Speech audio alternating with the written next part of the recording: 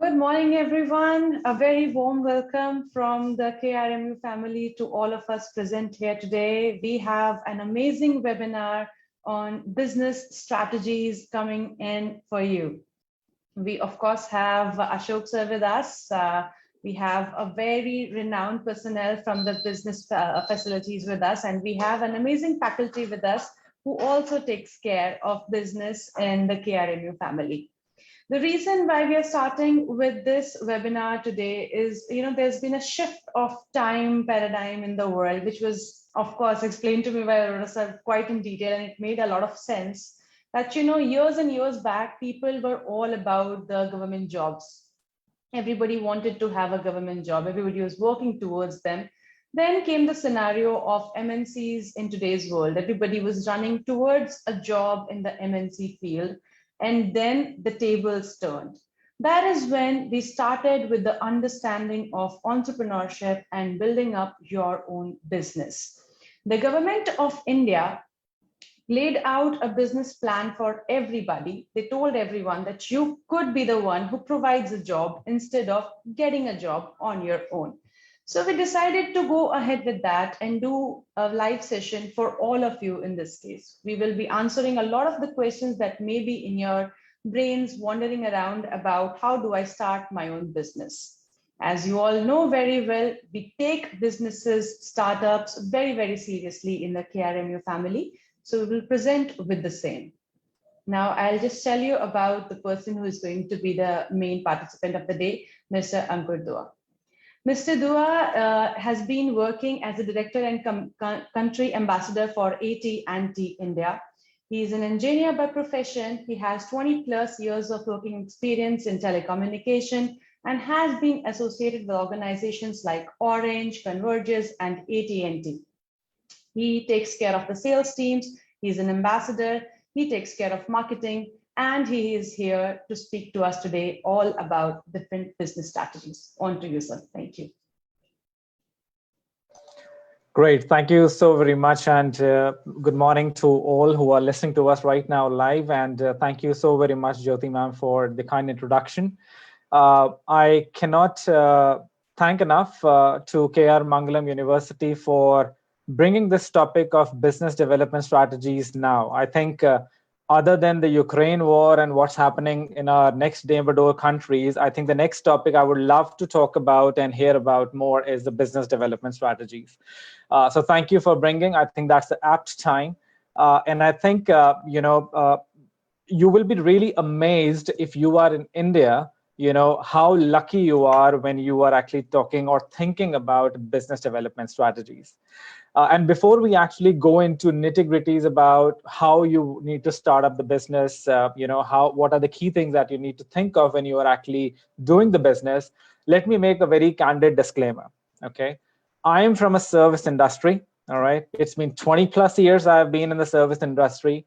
I am from a business family, but I have actually a bit of an experience also in doing a consultancy job to some of the new startups which are coming up. So what I'm trying to talk about today is from the perspective that if you use those things in any strategy that you are adopting, specifically if you are starting a startup, most likely it will work for you, all right? So I am not a business guru. You have enough good faculty in KR Mangalam University who will actually guide you through, but I will definitely try to share my experience with all of you. All right. So before that, Jyoti ma'am, if you kindly allow me, I want to just put something on the screen for the audience, just to share with them that why they should be proud of, the being in India now if they are thinking about the business strategy. So please, if you can confirm me if you are able to see my screen right now. Yes, sir. Yes, sir. Wonderful. Great. Okay. So as I said in the beginning, if you are in India at this point of time, you should be feeling extremely lucky. And if you are planning or thinking of planning to start off your own business or startup, I think that's the best time. Like Jyoti ma'am said, gone are those days where people only used to do government jobs. Gone are those days, when people used to only lean upon the multinational companies that were stepping up in India. But now it's a time to actually do something by yourself. Today, if you are not sure, whatever data I'm actually presenting is confirmed by Ministry of Commerce. India is the third largest startup ecosystem in the world. And what amazes me over here is so many ideas which are actually we are having in India are now coming to reality. There was never a dearth of ideas before, but it was just that most of them died in the brain. But now, with the platforms, with the government facilities, with the encouragement of being an entrepreneur, I think it has amazingly and exponentially increased since the last few years of what I have actually been witnessing in pre-COVID and now after COVID in 3 years' time. There we are having 61,000 plus recognized startups in India today. It is 61,000 plus. And majority of them have come up in the last 3 to 4 years only. So you can see that people have in India, thanks to our government, who have encouraged the people to think in that lines, they have not stopped. They have taken that as an opportunity and tried to be, self-dependent and self-initiator, of a lot of things rather than being just dependent on how the market turns to them. 61,000 recognized startups. And it is a fact that in the last 2 years, on an average, we have 2 to 3 technical startups that are born every day. Okay. So when I was reading the statistics, what amazed me that financial sector was the most prominent startup sector that if you categorize into which strategy or which business line takes the most piece of the pie out of 61,000. So finance sector was the one, followed by technology. So you can see 2 to 3 tech firms actually gets born in India every day, which is an amazing thing in itself. In the last 1 year itself, we have 14,000 plus startups. And this number was hovering close to 733 in 2016 and 17. Not that far, but you can see the difference. Out of all, what also makes me very proud when I see that the women entrepreneurs stood up by 14% in the startups that you are actually having today in India. So there is an ample space, not just for a male section of the society, but I am so happy to see that even the women of India are actually stepping up. They have humongous talent. I always sometimes say they have a more talent than even male dominant country like India, but now it is changing. So we can see a lot of women entrepreneurs which are coming into the startup business as well. As I said, that we have a lot of financial sectors which are coming up, but overall, if you see, the government have also given a lot of financial support to the people who are actually trying to get into the startup mode. And there are a lot of MSME loans which are available. Government can guide you through step by step on what to do, how to do it, strategize your propositions, and of course, financially allow you to take loans from the banks at a very, very low interest rates that can help you run your business from a small scale to a large scale. 95% of entrepreneurs who are actually cradling successfully today, they hold a bachelor's degree, which is very important. Okay, so it doesn't come with a jiffy. You need to be very sure that you have actually grounded yourself, educatively enough that you get into the market fully prepared. And that's where the KR Mangalam University will actually guide you, and the esteemed faculty will, bless you with their guidance and their curriculums. And yes, we do have some dropouts as well, but it doesn't mean that it just stops there.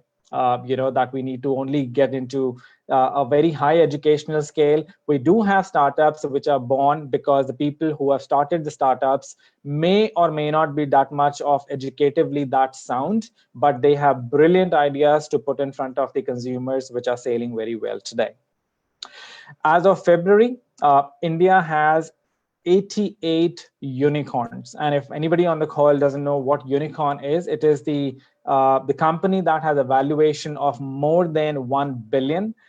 So we have 88 unicorns as of February 2022, and that comprises of approximately 300 billion, of US dollar revenue that they have as of today. And just in the last 2 months only, we have added 10 unicorns in the category of the total number of unicorns that we have today.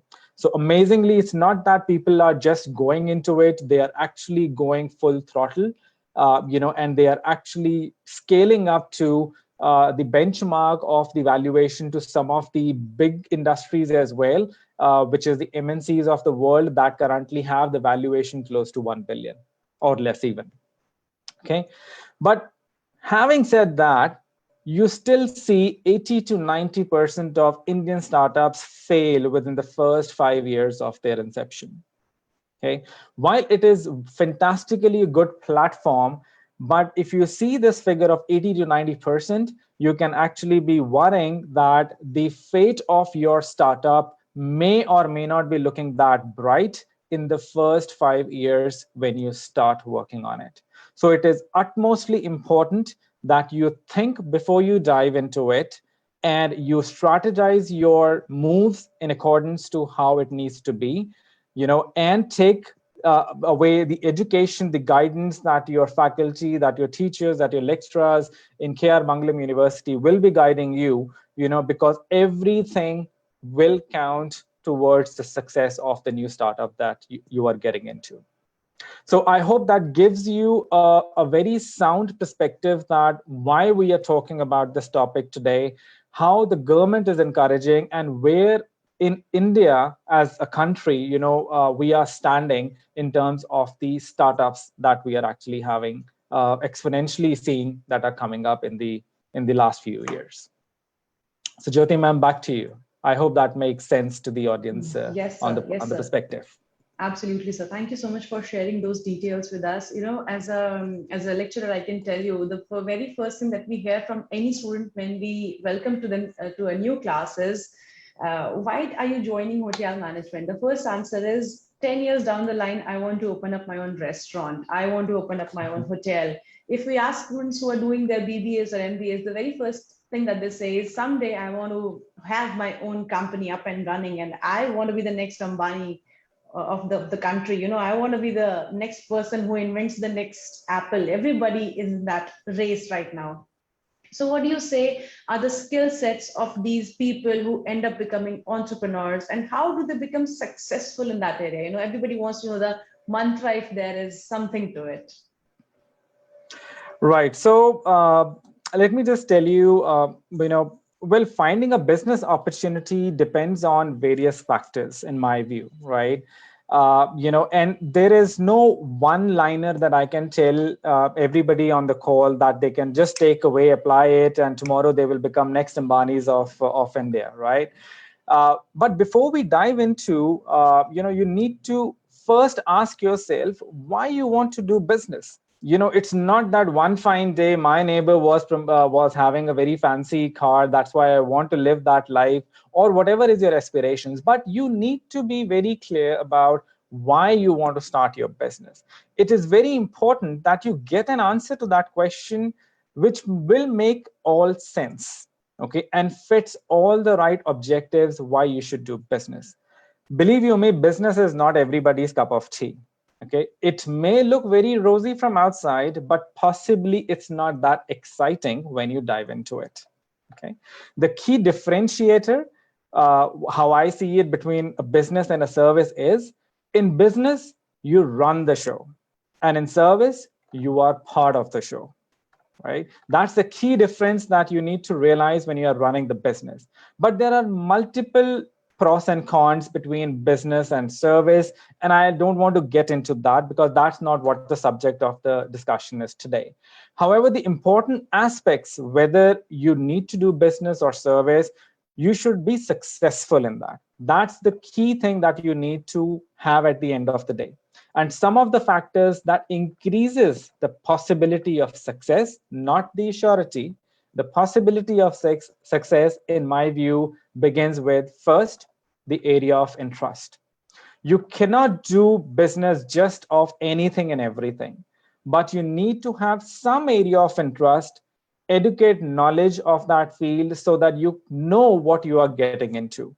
These days there is enough material that is available. If you look around you, and there are multiple ways to get those things available to you, and your faculty can guide you as well, which at least can make sure that you know absolutely what you are getting into, or you know what you don't have to get into. Right now there is no ambiguity that you should be having, that it just happened to me that 10 years back that I wanted to become a pilot, or not a pilot, sorry, I'm from service background. Say, for example, I want to start a clothing factory, a manufacturing of the clothing factory. 10 years back, the situation of the market, the strategies were very different, right? That's why you aspired for that thought. But now it is completely changed. So while it is important to get the area of interest, the second thing that you also need to know is you need to study the market very well. Now it's very important that you study how the market is where you want to do the business. Understand the strengths, understand the weaknesses of that market, and the perimeter and definitions of market can vary. All right. The market can be, the market around you where you want to launch your business, or the country where you are, or the city where you live in, but where you are trying to get into, that's what defines the perimeter of that market. And always ask a question to yourself: why will your business work well here where you want to launch your business? There has to be something that you need to be specific about. The third thing that I always think that is important is gauge the demand. And as I said, that whatever you thought 10 years back might not be valid now, because there is enough in the market already for you to get into. So when you are scanning the market, it is equally important to inspect the need and the requirement of the consumers in that market. You may have the skill, you may have the scope, you may have the scale, or you may have the finance as well to start the business. But will you be able to find the right type of consumers in that market? That's a question. And you can work on it retrospectively. So rather than finding the right consumers, you can go to the consumers and then ask or scan them that what kind of a product the market is demanding today, and then modify your business goals accordingly. This will also help you marking the right price for your finished product, right? The fourth thing, which is very important, is put a reasonable price tag on your product. All right. I know the aspirations are very high. People just want to mint money and earn profits. And, as Jyoti ma'am, you said, go to the level of Ambani's and Adani's and so on. But remember, you are just starting. Okay. And profits and earnings, great returns, should not be the sole top priority objective for you. It is important, but it should not be the sole priority for you when it comes to your goals. Therefore, be reasonable on what margins you put on your cost. And if you see from your practical life, if I give you a product and the cost of the product is so high, you will not even look at that product, right? So put the price that should not push your customers away, but it should still at least, get them attracted towards looking what your product looks like. So it should not scare them away, right? The other thing which I remember, and it is, again, as I said, it is very practical to whatever you do, is strive for innovation and creativity. I seriously believe that if you don't have innovation as part of your strategy, no matter whatever you do, in whichever field you do, wherever you do, you will not survive for long. I have ample examples witnessed in my experience that have gone. And I always tell people, for the companies, like Nokia, like Kodak, you would have seen them. They were big, big brands, and they have to wrap up just because they could not cope up with the innovation that they actually, that the market was seeing at that time. And that's how Apple came. That's how BlackBerry dropped. That's how Android came and Samsung came, right? So the consumers today are looking for something that makes them impressed. Now, innovation factor could be in any area. Okay, it's not about just the product. It could be in your approach, how you approach your customer, how you deal with them, what is your product design, how much innovative is your customer centricity, etc. But have innovation and creativity in the DNA of your business, please. The next thing is always have a plan A, but be ready with plan B or perhaps plan C. Okay. Be open for failures. Not everybody gets successful, no matter how much planning you do, how much by books you go. Sometimes things doesn't work in accordance to you, right? So always have a plan B, or in nowadays I would say plan C as well. Okay, but don't get disappointed. It happens. The 80 to 90% startups that didn't run for more than 5 years, it's not that when they got started they never would have followed whatever I'm telling right now. They would have done even more. But sometimes the things are out of our control, that you don't know, right? So be ready for that, right? And when you build resistance in you to deal with that kind of calamities or failures, and your team actually gets developed that as well, you don't fear the failure anymore. Your chances of being successful increases a lot, because people then become more empowered.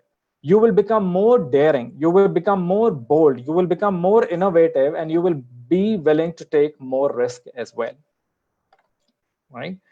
The other thing which I say is, remember, it is for the customers. Okay, it's not about you, it's your business, it's your strategy, it's your planning, but remember, it is not for you only, it is for the customers. So no matter how much you have dreamt in the last 10 years of about your business, you need to live that dream with your investors in mind, with your shareholders in mind, because they are the people who will make you successful. 70% of the contribution of the success in your business is by the external factors, which is your customers. And 30% is you and your hard work and your team's work, of course. Be calculative in your returns of investment. I said in the beginning that you should not be too much overwhelming about the profits and the monetary part, but please be calculative, that getting your financials is very sorted. And one of the key reasons for the startups to die down in the 5 years of time frame, because they could not financially sustain themselves in the 5 years. And that's because profit doesn't come immediately. You need to have enough financial cushion with you so that it gives you enough roadmap that takes you to that runway and takes you to that endpoint as well. Start small. Okay, it's good to think of Ambanis, Adanis, and all those, but start small, but start effective. For all obvious reasons, you should start not big. Even if you have the scale, even if you have the money, even if you have the support, start small. And the reason why I say that, because the primary thing that if you start small, you can control the risk of failure. And you can be less impactful in when you get impacted, I should say, when you get failed. The second last thing comes to my mind is speed of execution. Now, it is very important, that whatever innovative ideas that you have comes to life very quickly. In the last 20 plus years of my experience dealing with service industry, I have seen a very candid shift of our customers. Okay, the customers used to ask us, "I need it tomorrow," to "I want it today," to "why you did not provide this to me yesterday." So that's the shift that is happening. So you need to be very fast in your execution. But please remember, speed of execution doesn't mean it's an unthoughtful execution. Don't be haphazard just because you want to be the first one in the market. I don't do the proper planning. I don't do the risk calculation. I don't be very calculative. But just because I want to step into the market, let's go for it. Yes, there could be some calculative risk because you might not be able to check all the boxes, but be careful when you are executing. Okay, because if you are the first one in the race, you have chances that you will definitely be ahead of your competition and keep on executing your ideas before anybody else comes in your play. And lastly, but not the least, I think it is one of the important things, which is have a vision. You need to have a vision for your business, because if you have a clear vision for your business, and a clear objective for your business, you can maneuver 1,000 ways to reach there. Okay, which may be easy, sometimes it could be difficult, but have a vision. Make that vision visible to your customers, to your team, so that they are actually connected to what the ultimate goal is that you want to achieve for yourself, for that company. And that's where the consumers, the investors, the shareholders will come to you. They will put their money. They will actually lean on you, even if you're not doing right.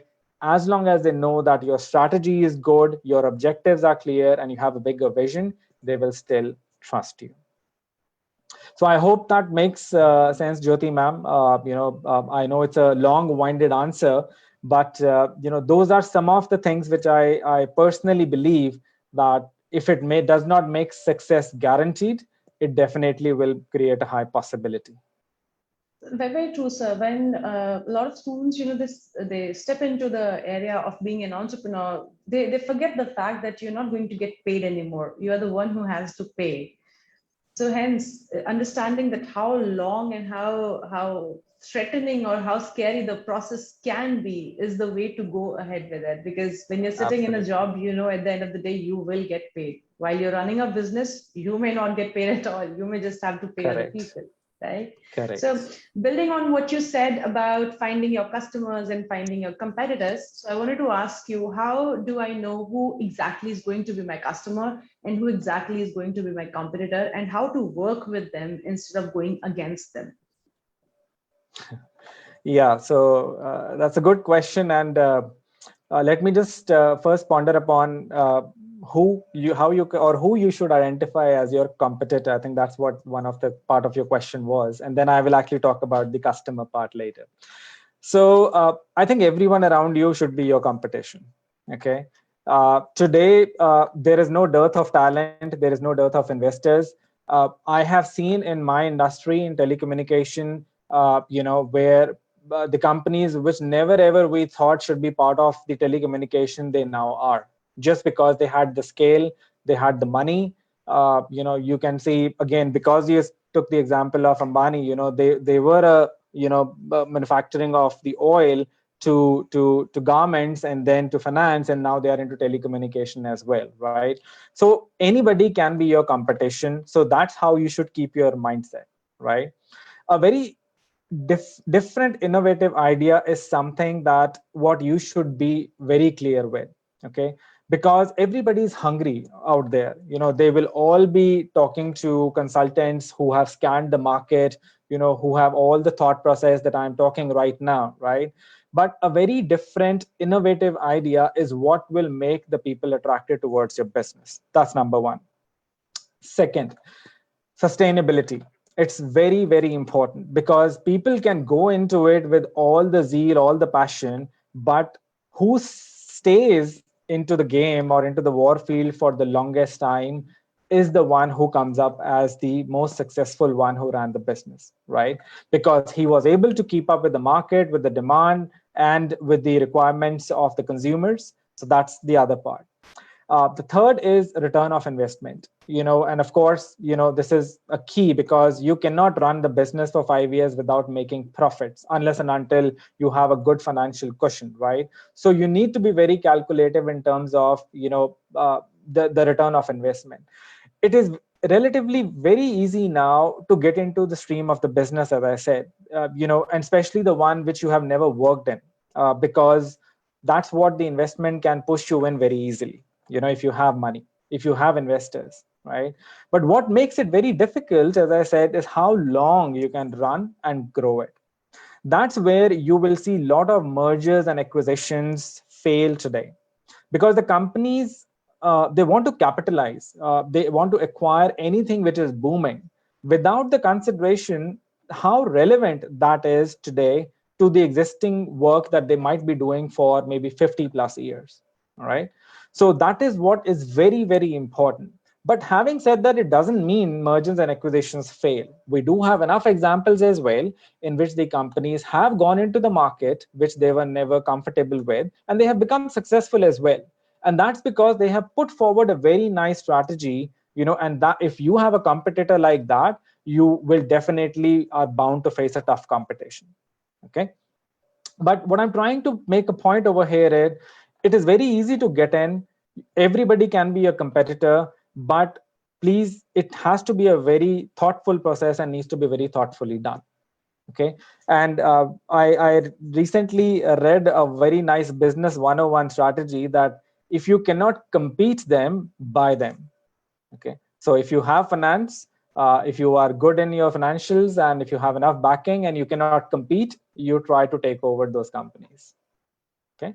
So I hope that gives you a glimpse of how or who you can identify as your competitor.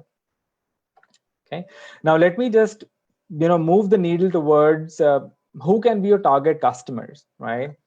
Uh, and and this is what I actually tell to my salespeople as well. As part of your study, when you are doing the scanning of the market, you will immediately realize, the customers who are not happy with the existing business that they are actually doing with whoever.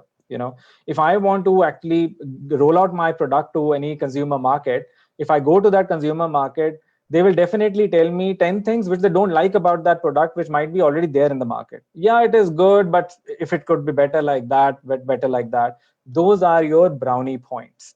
Okay. So these are your customers who are telling you about the problem that they face with the existing suppliers, right? So, but because those, in my view, are the customers, you have high chances for you to pull them towards you. And more importantly, these are the customers who will make you improve in whatever you are trying to do. Maybe these kind of modifications or feedbacks were never part of your strategy before because you are very new. You're getting into the market. You might not have thought of that. Okay, this thing can be having that feature also, which the customer really wants, that is missing, and that you need to actually now put in your proposition as well. So broadly, I can categorize customers in three categories. One, who are very new, people who have never seen your products or any product which is like yours. Okay, those are like low-hanging fruits. Sorry, I shouldn't put that word across to the customers because they are very important, but they are the greenfield customers, I should say, where you can target very easily because you have nothing to lose over there. You have nothing to compete over there. Whatever they would be seeing it is for the first time. The second category of the customers are the customers who you met when you were scanning the market. And those are the customers who were not happy with the suppliers or with the kind of product which was there in the market. Okay. So you have already went into the customers which are greenfield customers. You have already gone into the customer environment which are existing customers but not happy with the product. The third category of the customers, which is one of the toughest, are the customers who have tasted your product also, who have seen your product also, and they're very happy with the existing suppliers. Those are the customers which will take the longest time to pull away from their existing ecosystem and move their trust on you. But what will be very nice that when you reach out to this third category of customers, you have built up your brand in the first category of the customers and in the second category of the customers. So when you reach out to the third category of the customers, you will have examples to tell them, you will have recommendations, you will have feedbacks to tell them that I may be new in the market, but here is my existing clientele who trusted me and who are enjoying my product and services. So I hope that gives a perspective of the competition, the competitors that you asked, Jyoti ma'am, and also the customers which you can actually target for when you are actually rolling over your business. Thank you so much, sir. And yes, it's very, very true the way that you're saying, we take a lot of time to move to a different business altogether. If I'm a loyal customer to someone, we all do that every time something new happens. So when Vistara came in, I believe they had a very, very hard time to try and pull people from Jet and Spice. And Exactly. Even though Air India was always late, people were still more believing in Air India because it was always there. So true. On that point, we have another question coming in, and it's a very funny one, I would say. What happens when your customer becomes your competitor? How do you ponder and how do you work around with that? Okay, all right. So when your customer becomes your competitor, okay. So interesting. So let me just decode that question first of all for the people who might not have understood, right? Now, it is very much possible, and we see it a lot in our telecom industry because we have a very small market and we have a very niche players, right? But just for the sake of clarity, let me just explain it to the students what it means. Uh, and let me take it to the extent that it's just not when your competitor becomes or your customer becomes your competitor, but it could be when your competitor becomes one of your vendor also, which means that your competitor is also one of the key contributor towards your success. Okay, so what it means that, for example, say you have a business of cloth manufacturing. Say you manufacture shirt. You sell your product under to a brand, or let me just rephrase. If you manufacture your shirt, you sell your shirt under a brand A into the market directly. Okay, but you also sell your manufactured shirt with no brand on it to a different brand, okay, who actually sells the same shirt under the brand B. Okay, and now you have a vendor who actually provides you the thread that stitches the shirt. And that vendor comes to you and says, Ankur, can you just give this pack of shirts to me? And, and let me just try to sell that in the market. And that vendor actually sells the shirt under the brand C. So you have brand A shirts, brand B shirts, and brand C shirts. Coincidentally, all are manufactured by you only, right? Yes, there could be difference in pricing and everything which each company would have put, but you are the only person who is manufacturing the shirt. So you have the same quality and you know it, right? But here the business ethics play a very important part. It is very easy for you in this example to go to the market, shout out loud, don't go to this brand B, don't go to brand C, come to brand A only because I am the owner of brand A, and I know because I am the same person who manufactured the brand B shirts also and brand C shirts also. And you can jeopardize, their business. But you will not just jeopardize their business, but you can jeopardize your relationship as a business competitor with these people as well. You can jeopardize your relationship with your vendor as well, right? But remember, the customers are very smart these days. In fact, let me put it, very, very smart these days. They might know already that the shirt A, brand B, brand C are all manufactured by Ankur Dua only, right? But still, I will go with brand B because brand B shirt is having a brand which is very renowned in the market. Okay, it is a big brand. Unless and until I'm talking about the similar pricing of all the three shirts, I will go with brand B because brand A is not that known to me, and brand C is also something very new to me as well. But B is very renowned. So the customer actually intuitively have a trust developed with the brand. Okay, that's why they get inclined towards the brand value, because they know that this shirt can be torn tomorrow, but I can complain to brand B and they will listen to me what the problem I have been facing for. Maybe brand A might not listen to me or brand C might not be listening to me because they are small players, right? That's where, as I said, the business ethics play a lot of role over here, right? The customer experience is something that is very vital part of this strategy. The way you position it in front of your customer and how you deal with them makes a huge difference. I hope people on the call would have seen the movie Rocket Singh. It's one of my favorite movies, right? You can see it's the same computer he is manufacturing, but what he does is an excellent customer service, which they were missing in their previous, whatever the company was. I think it was AWS. So, and I tell you, and this is actually true. If anybody have gone to US, there is a retail store called Target. if you go to Target store and if you actually take a product from an aisle, and if you go to the billing counter, and when they scan that product, if nothing comes up, okay, as what the product price is, the cashier will ask you, do you know what the price of this product is? If you don't know the price, or whatever price you say, they will give you that product at that price. They will not go back to the aisle to check the price. So you may have a 1,000 US dollar product. If you say that it is $1, I think so, they will give you for $1. That's the customer winning strategy that they have.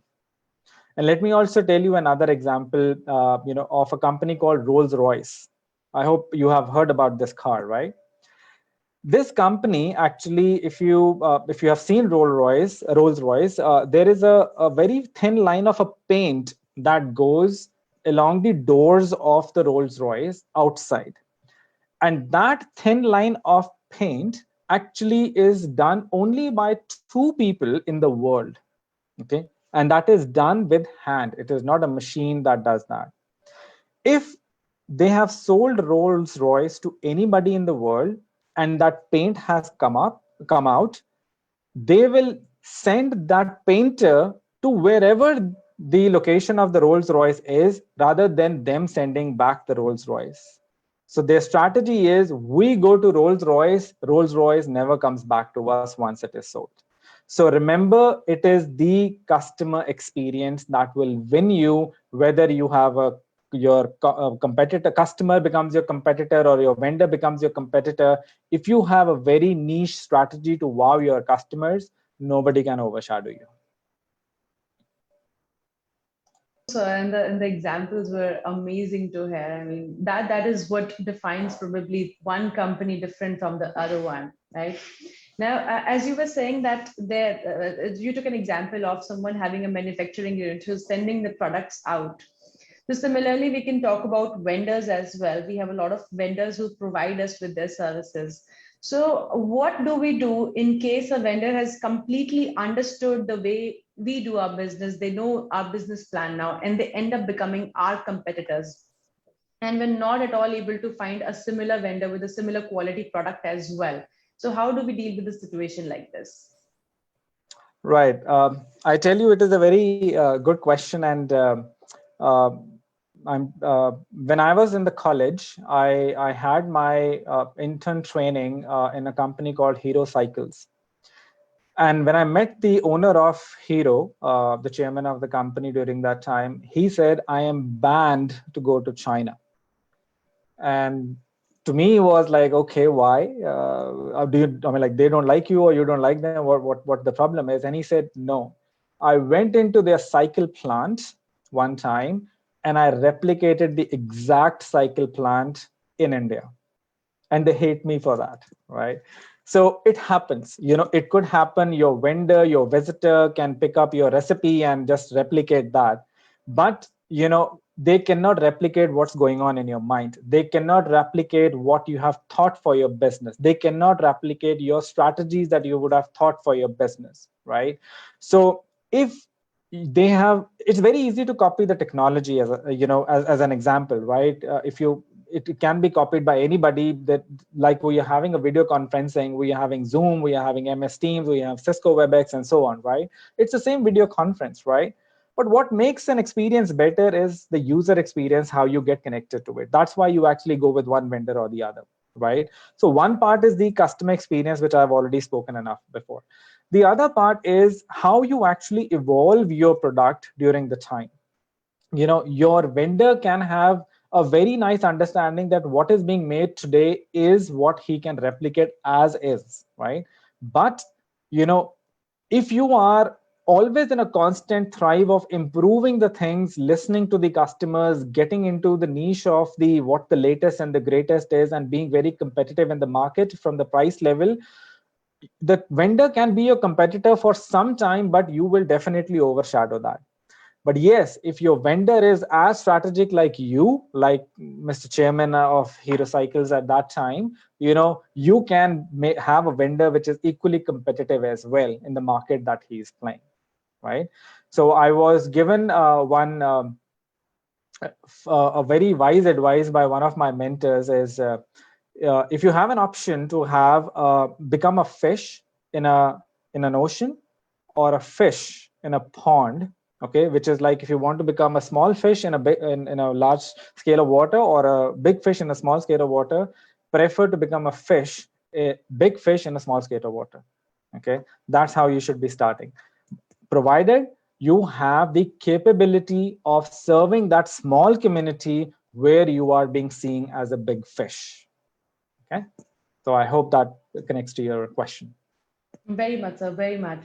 So as we've been talking about someone's strategy, someone's business brain, someone taking care of their company. So when we talk about taking care of the company, it automatically entails the people who are in the company, the team which actually works in the back end. And we all know that when we work in a startup, the work is way too much, the pressure is a lot, and you don't get paid on time all the time, of course. And you're not considered to be working 7, 8 hours, 9 hours a day. You probably work 12, 14 hours a day. So how do we build a very effective team, and how do we keep them motivated to keep working with us instead of just running around and looking for something else instead of being where they are? Yes, success comes from people, not just from strategies, right? Money can play a part, but if you don't have people to effectively use that, you will lose it. So you're absolutely right. Building an effective team is important because you are the one who is running the show, but you are not the only one who is left in the show as well, right? But I always say and implement, and I tell people also that in order to build an effective team, first thing that you should do is to become an effective leader. Okay, stop thinking about the others and so on, how to change that person. You first need to look at yourself.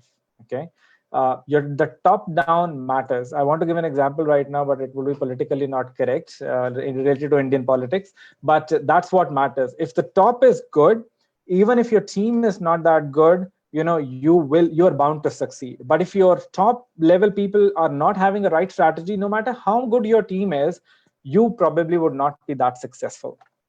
Okay, so the first thing is, I think once you, or I should say, let me just tell, how can people look at you as an effective leader, is make people feel that this is their company. Okay, and they hold equal ownership in the company as you do, right? When you have people with that sentiments attached to the company, they will go beyond anything to serve your company, their company, not you, right? So you need to attach them very closely with the sentiments, with the thought process, with the efforts that you're trying to put to make them successful and make the company successful. Okay, second, never treat yourself that you wholly and solely own that business. Always work as you are the employee of that company. Okay, while yes, psychologically at the end of the day, after 30th of every month, you will need to make the payments, so you cannot put that strategy over there, but you need to think and work as if you are same as the other employees of that company is. Okay, this will make you equally accountable as you hold others for the success or the failure of that company. That's how the parity will come. And the third thing, which is very important, is you need to cultivate a culture in your company. Okay, you need to cultivate a culture of openness first. You need to have people who can share their thoughts openly. Okay, you need to have people who need to actually think very independently. I don't want people who say yes to my yes. I don't want those people. I want people who can say no to my yes also, because they have a different thought process. And that can happen only when you have a very open culture in your company. You need to develop a culture of acting boldly.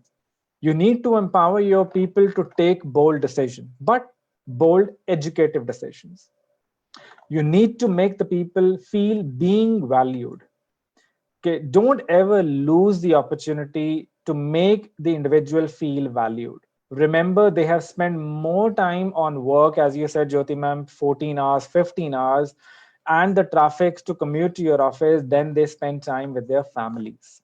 So never ever lose the opportunity to thank them for whatever they are doing. And lastly, respect individuality. Every person in the company from top down has the right to be equally respected, irrespective of age, irrespective of sex, financial status, type of work they do. Make your workplace as the one which no one wants to leave and the business no one wants to lose.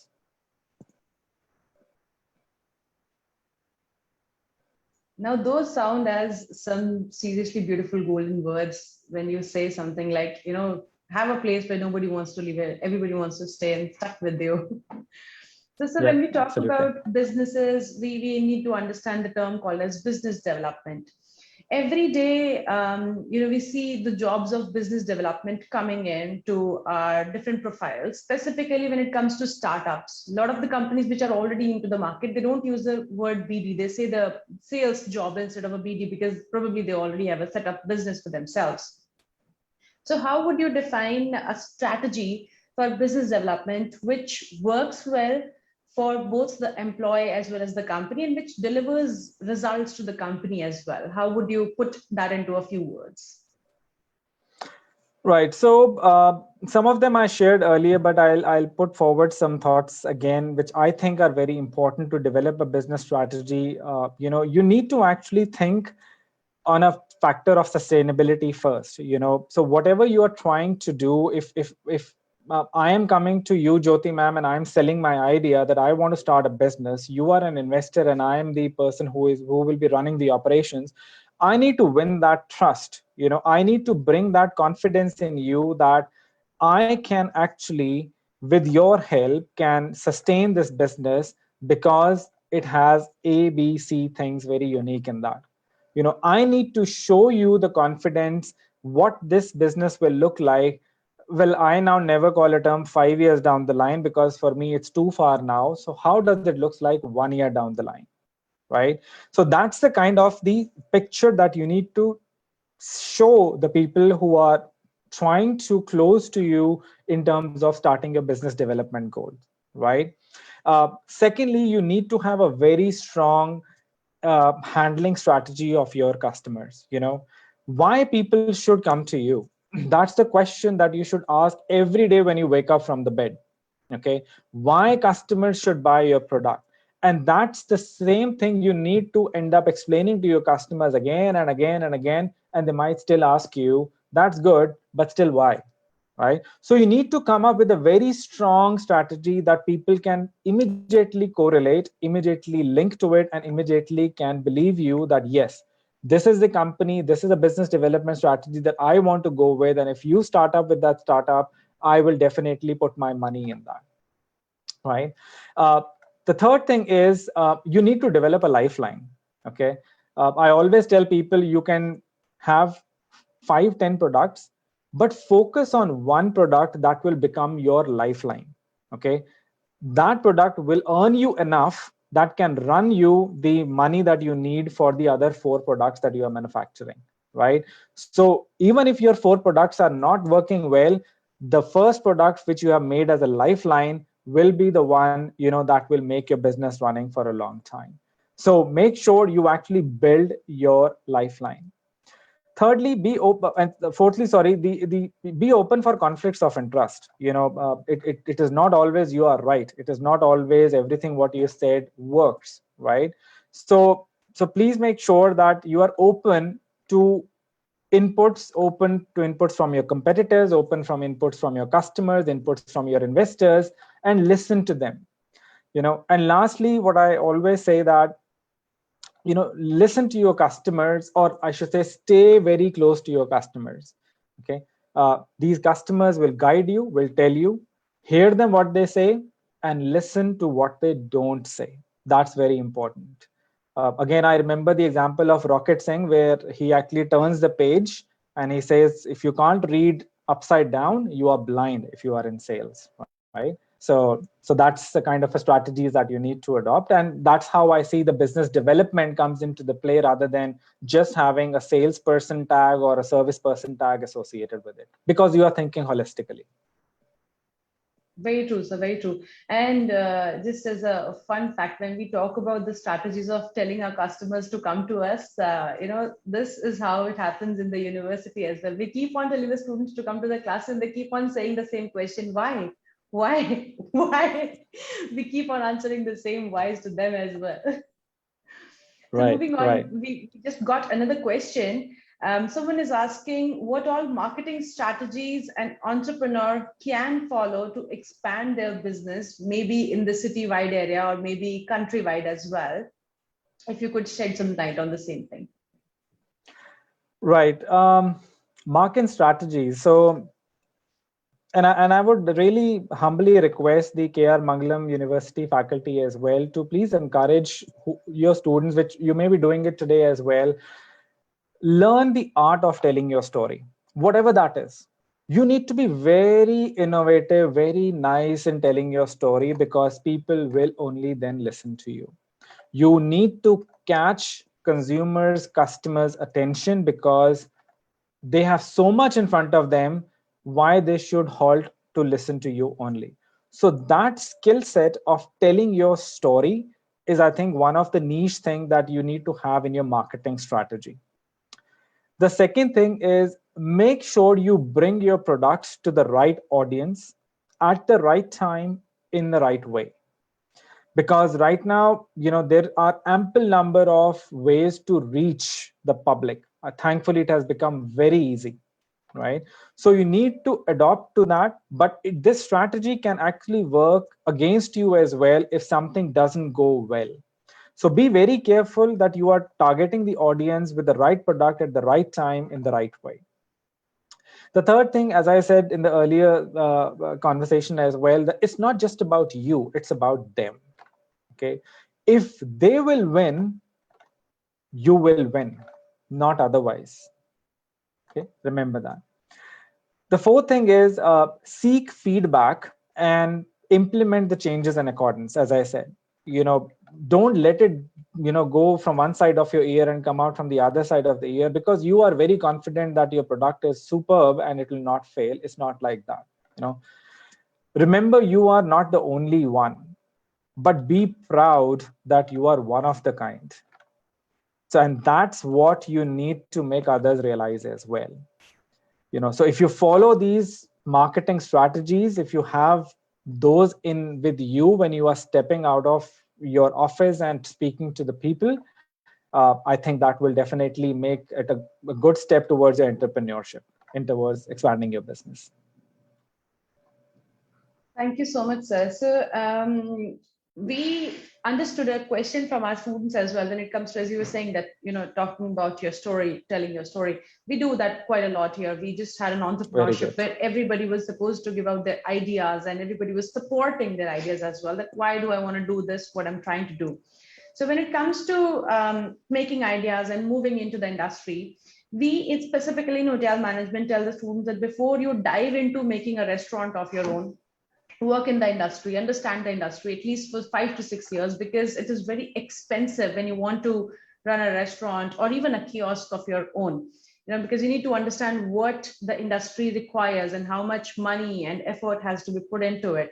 So what advice will you give to all the young entrepreneurs that we have on our campus and all the other campuses who may be right now watching your video and thinking that when I turn 25, I want to have my own business? So what words of final advice would you tell them that, what, do this and this will probably help you? Because we can't say it will definitely help you, but we always use the term probably because we never know what will happen in the future.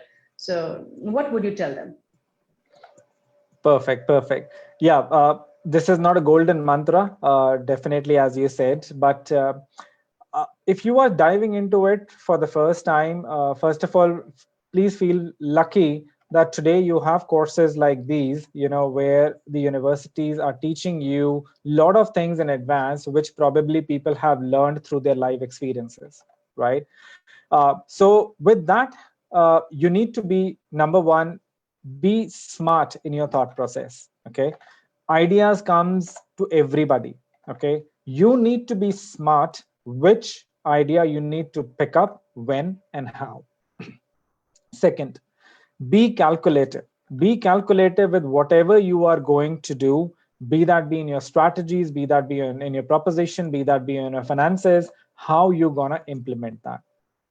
Third, be aware of the market. you know you know uh, Check the pulse of the customer, as I say, at every step that you are going, right? You may have a plan to start business in 5 years down the line, but in these 5 years, study the market very thoroughly, because I'm not saying the market will remain same as what it is today in the next 5 years when you're starting the business, but you will definitely know what has not worked in the 5 years and what will be your first step in the market that will definitely be very impactful. Okay? Be patient. Rome was not built in a day. You should be prepared to fall, expect the unexpected, and be ready to take that. It might not solve the problems, but if you're prepared, you can face the problems a bit better.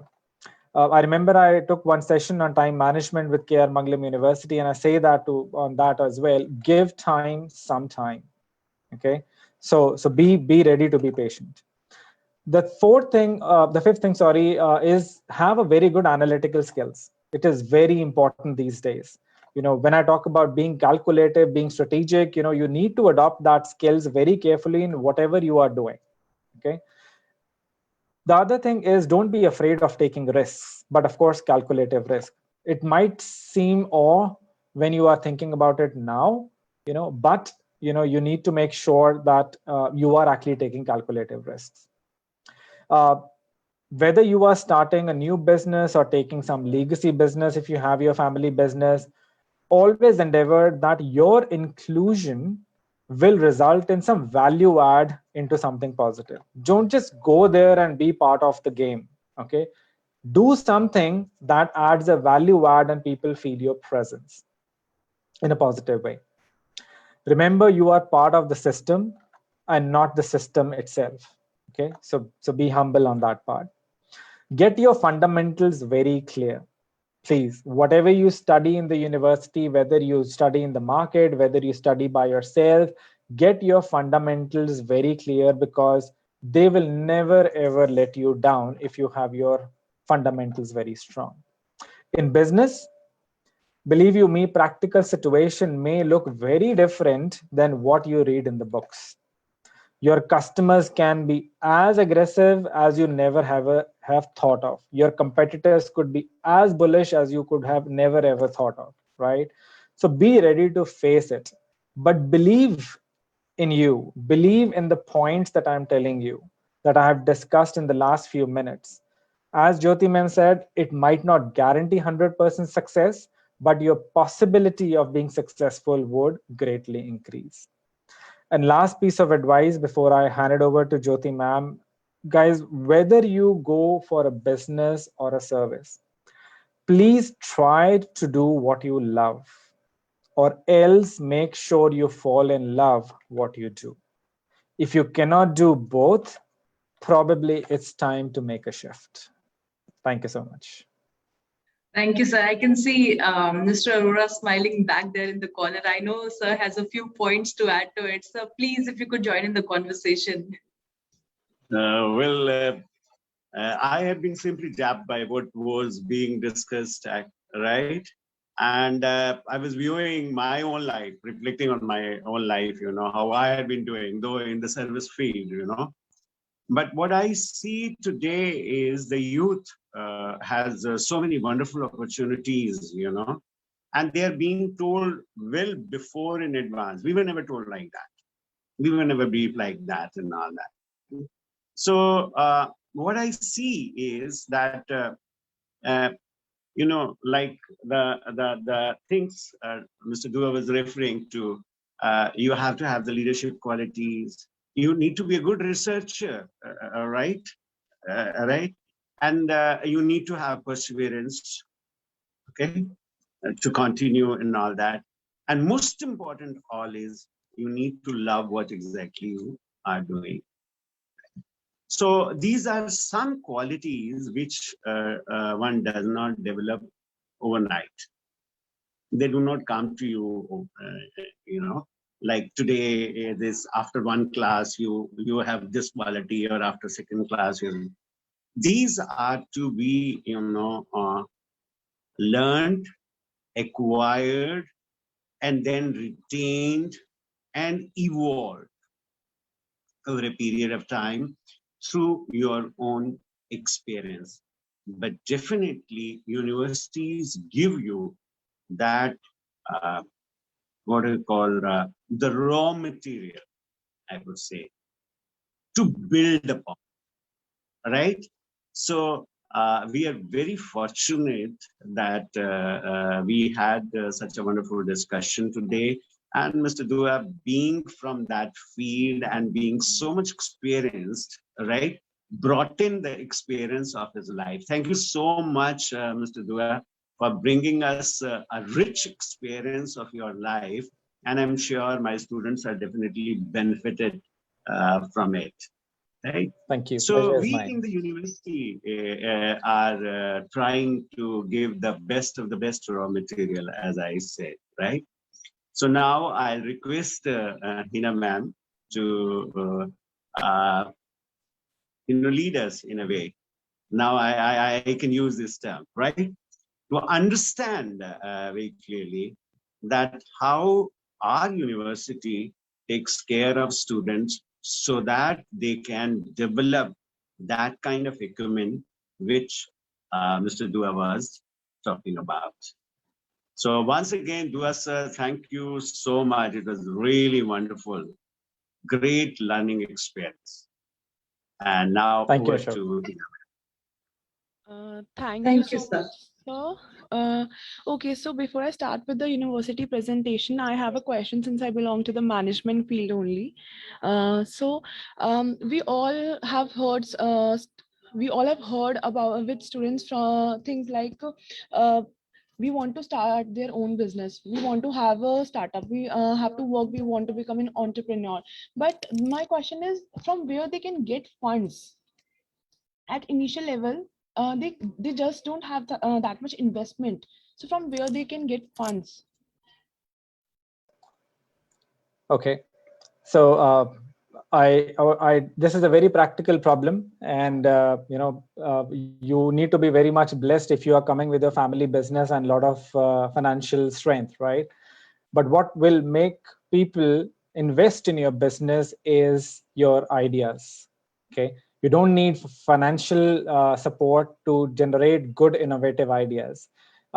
If you look at and follow the likes of Shark Tanks and other things which are going right now, if you have the skill set of positioning your idea in front of anybody who has money, okay, you will definitely be able to get an investor who is reasonably good enough to take the risk on your ideas, right? So you need to make sure you do your enough research. You need to make sure you do have enough confidence about the research that you have done. You have studied the market. The idea you have is very innovative, so that whoever you are telling that idea, and that's where I was coming to the art of telling story, the person can actually visualize, right, that this is what I see a great potential, in my money being growing, if this person who is telling me the idea goes exactly how he plans to go. And that's how we sometimes even hire people in our company.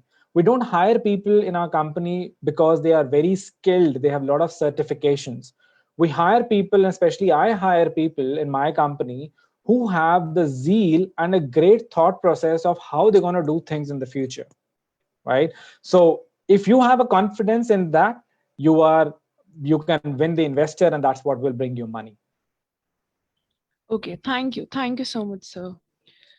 Okay, now I would like to share my screen. Ma'am, kindly please tell if my screen is visible. Yes, ma'am, it is. Okay.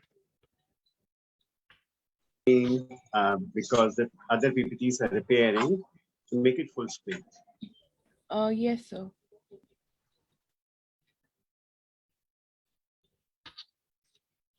Okay, so KR Mangalam University, empowering the youth, empowering the nation.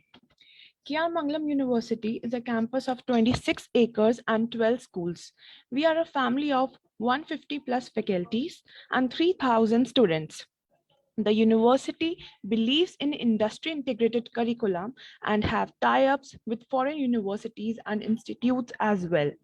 We also provide AC transportation facilities across Delhi NCR, fully furnished AC hostels and classrooms equipped with audio and visual aids. 400 plus regular recruiters in various domains. University also provides scholarship for meritorious and deserving candidates. So these are some courses which are offered by KR Mangalam University: Engineering and Technology, Management and Commerce, Basic and Applied Science, Education, Architecture and Design, Journalism and Mass Communication, Legal Studies, Humanities, Medical and Allied Science, Hotel Management and Catering Technology, Agriculture Science, Doctoral Program. University also have collaborations with IBM, Symmetrix, Siemens, LinkedIn, NSE Academy, Dr. Shroff Charity Eye Hospital. We also have Ma'am, before you proceed further, let's take back to the second slide. Okay. Yeah. So, friends, when you see that we have, around 12 schools, right, offering different kind of courses. Now, ours is a multidisciplinary approach. Now, what does this mean, right? This means is that every semester we give you a choice. Now, what is this choice all about? This choice is that out of the various streams which we offer, you can choose one more stream apart from your core stream. Suppose you are an engineering student and you want to have a feel of law also. So you can choose a paper on cyber laws with us, right? And qualify in that. Suppose you are doing with us hotel management, okay?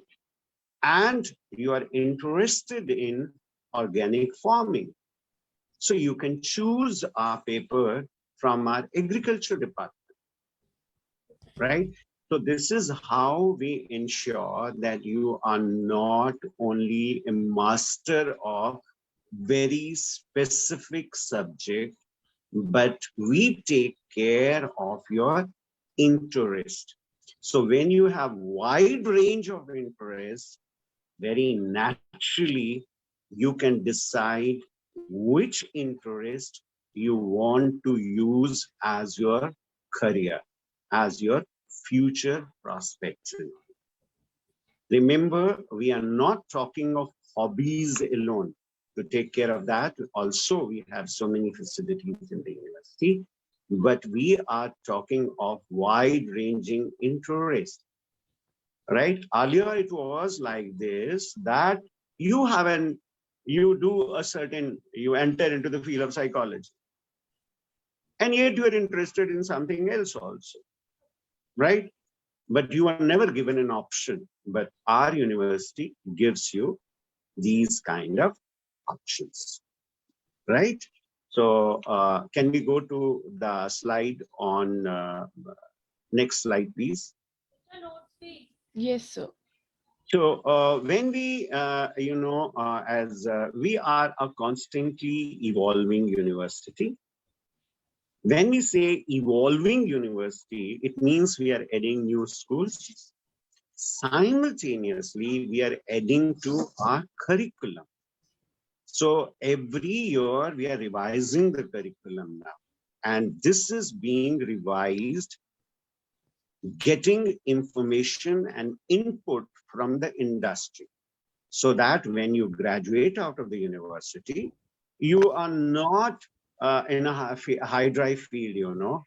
Okay, I in university I learned like this, but industry demands certain kind of other skills, certain other kind of exposure. So what we have done is we have entered into collaboration with leading industries of the field. So, for example, in management itself, we have a collaboration with IBM. Right? For BBA courses, we have collaboration with Symmetrics. For engineering courses, we have collaboration with Siemens.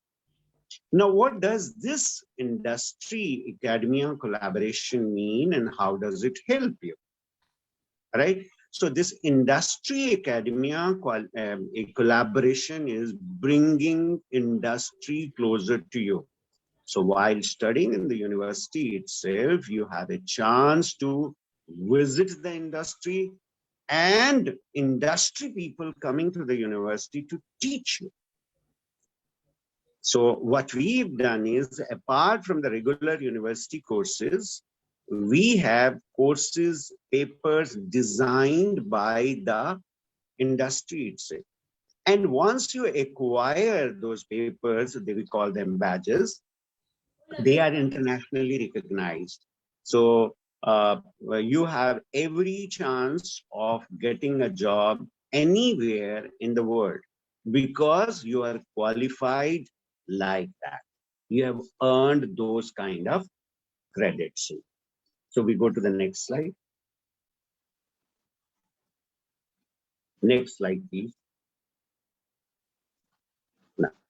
Now this e-yantra robotics lab is a very special feature of our university. And this has been established in the campus of the university in collaboration with IIT Mumbai. So when you were going through the video, you might would have seen our students doing a lot of activities with the robots. They had all out into drones and doing various kind of other things, So what is in this facility is this, that you are in direct touch with professors, renowned professors from IIT Mumbai, and you are doing certain kind of projects, certain kind of activities directly under their mentorship. Right? So suppose some student is, all of us, all the engineering students aspire for being entering into IIT, right? And IIT Mumbai is one of the best. So we have brought IIT to our campus itself, right? So this is additional feature of our university. Next slide, please. Now, whenever we think of, like today, you heard Mr. Ankur, a great leader from the, industry itself, right? So we are very, fortunate that we have collaboration with not only, industry, but we bring you the best of the best professors from all over the world. Right? We invite them. They are our visiting faculty, and they take care. They are not only from India. We have from Delhi University and other universities. We have from these experts from all over the world in different fields. Next slide, please. Now, what you see over here is Mr. Ankur was again and again referring to innovation, all right? Now, innovation, what you see over there in our campus is this smart village, all right? You might would have heard of smart cities concept being, mentioned by our Prime Minister. But we have come out with a very smart concept that is called the smart village. Here you are bringing both things together, tradition as well as technology. Right? So what you see over here is various designs by our architecture department who have brought in how to make the villages very different, or the emerging villages of India. So this is another aspect of our university which helps you to get that kind of innovative ideas. Right, next. Now, what you see over here is this slide talks about life beyond academics. Now, when we talk about life beyond academics, it is referring to, that means apart from the formal education or learning which happens in the classroom situation, we have brought in mechanisms in the university where you can learn from various, accidentally, incidentally, informally, non-formally, and all.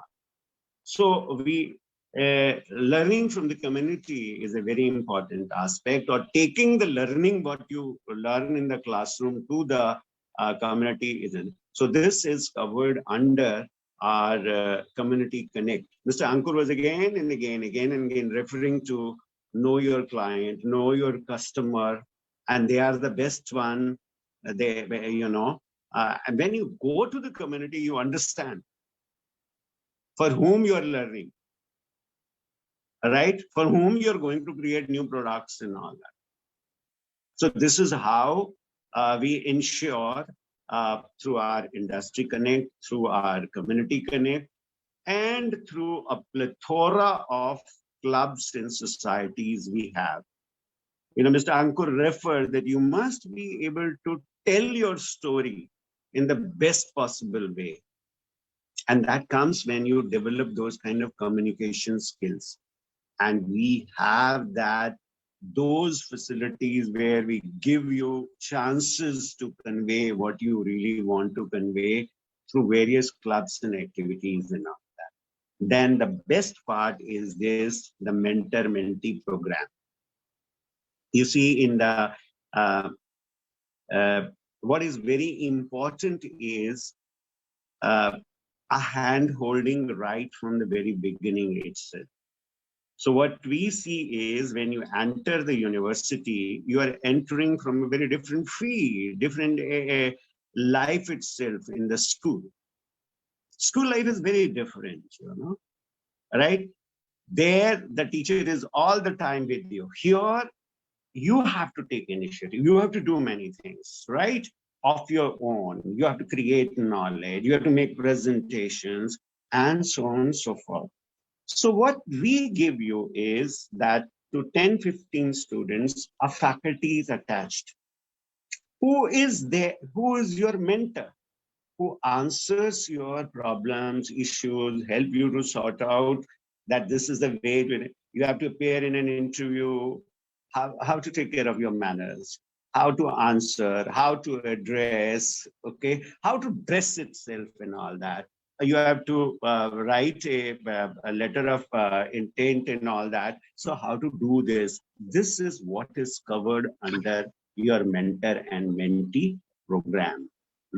So this is a unique feature of our university, which gives you a personalized, individualized way of learning. A personal touch is what exactly is our unique feature. Next slide, please. So here is this, that since your client can be anywhere, as Mr. Ankur was referring, it may be a local client, it may be a global client, right? So it's very important in the era of globalization that we are familiar with the global culture as well. So we have collaboration with different universities, and you can decide whether you want to, suppose you join KR Mangalam University and you want to do 1 year, a part of your course in KR Mangalam in India, and rest you want to do in a foreign university where we have the collaboration. This is possible through this. Apart from that, we provide you summer internships or summer exposures to these universities, which are regularly organized. And the sole idea of this is to give you a new perspective to different kind of cultures. As Mr. Ankur was referring now, is an era like this that you are one among the equal. The parity thing is there. And the parity, equality can only be there when you are familiar with different ways of thinking. Individuality has to be respected and all that as far as the team spirit is concerned. So this is how we ensure that part by giving you international exposure, by having collaboration with different universities. Next slide, please. So any university, anything we pursue and all that, placement is something very important. After all, one is either you become your own, you run your own business and provide placement. Another is that you look for placements and all that. So we give you both kind of opportunities, right? So we provide you, right from the first day itself, when you enter into the university, we start preparing you for placements. We start preparing you placement both if you want to join the service sector or if you want to join the business sector, right? So the companies come to very renowned companies, since ours is a very well-known university in this belt, and our alumni are very well placed and all, and they are doing very well. So very good companies come. Even during the COVID period, we had been getting, ensuring the placement of our students, because online also recruitments was done by various companies. So the highest package so far received by our students is 24 lakhs per annum. And we are visited by recruiters more than 400 plus, and offers made are more than 600 plus, and our students, more than 90% of them get job when they leave the university. Next slide, please. So these are some of the companies which visit us. This is only some I am referring to, because it's only one slide we have created. But apart from them, many other companies visit. That's how we are able to get 600 plus offers, etc. per year. Next slide, please. So now coming to the admission process, we believe very clearly in a transparent admission process. You have to meet our admission officer, right? And you have to procure the application form, register with us, and after registering, you have to appear for a small admission test, right? And what we do is, before you go for all this, we have prepared detailed psychometric tests. So you are free to appear in that test and understand what exactly is your aptitude, attitude, what for you are made, right? Which subjects are very good for you and all that. What kind of streams would be better for you? And once you have been through that, we have we are made you to, we help to the area you have chosen. You meet the concerned dean and faculty and head, and a small kind of interaction happens. And once we are very sure of that this is the best field for you, you have to pay fee and you become a part of KR Mangalam family. Next slide, please. Next slide, please. So you might be wondering that, private universities are very expensive and all that. So here is, we have prepared a comparative statement of different private universities and ours, right?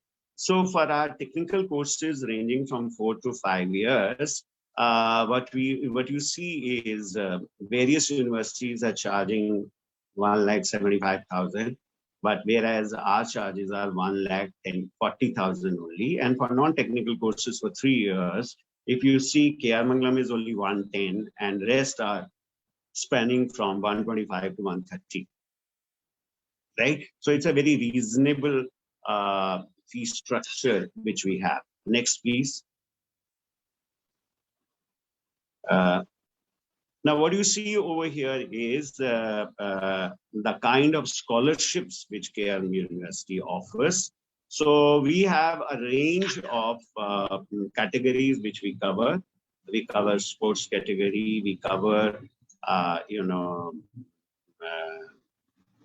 the children of our armed forces. We cover,